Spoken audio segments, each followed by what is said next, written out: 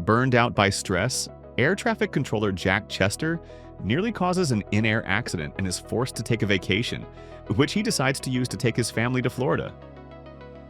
Jack rents a house there for 4 weeks and is confident that what awaits them is nothing but sun, sea, and relaxation. But from the moment they arrive, everything immediately goes off the rails. It's hard to explain to modern audiences who John Candy was and what he meant to those who grew up in the 1980s. He was Jack Black, Steve Carell, and Seth Rogen rolled into one. A big, kind, versatile comic, equally at home in broad farce and family comedy, irresistibly funny, disarmingly human, and surprisingly agile for a man of his size. Uncle Buck made Candy a favorite with kids, and his duet with Steve Martin in Planes, Trains, and Automobiles turned that film into a classic of American road movies. Candy's undeniable talent turned many of the films he appeared in into box office hits, even those that didn't really deserve it. Summer Rental is exactly that kind of movie.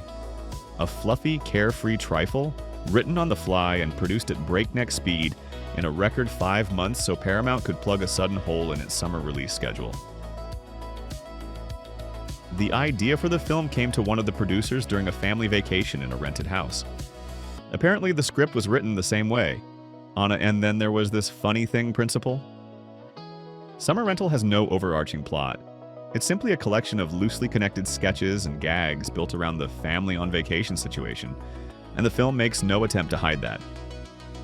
There's no story because the story is Candy, his tone, his warmth, his ability to be big and reassuring at the same time. Jack and his family move into the wrong house. Jack gets badly sunburned. An overly friendly neighbor hits on him while bragging to everyone about her new silicone breasts. Jack's dog gets locked inside, and Jack ends up stuck outside in the rain. These vacation vignettes could easily be shuffled around in any order without changing anything.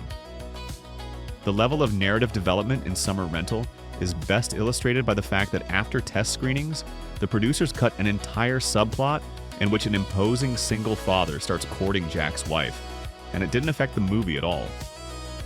Really, why burden the audience with conflict? There is a conflict, though, just one, and it doesn't begin until the third act. A local celebrity, a snobbish yachtsman wittily played by Richard Crenna, repeatedly crosses paths with Jack's family, and eventually Jack challenges him to a regatta duel, learning to sail from the eccentric owner of a local bar.